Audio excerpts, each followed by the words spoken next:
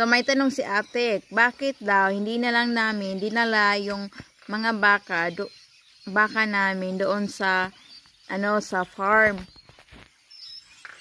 Dahil bakit kailangan pang kunin yung mga grass kung pwede namang dadalhin yung baka at dyan na lang pakainin?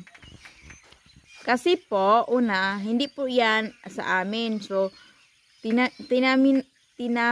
tinamnan kasi yan ng eggplant. Tsaka, pagkatapos may mga tumutubong fresh na mga damo-damo. So, sabi ng may-ari, ipakuha sa amin.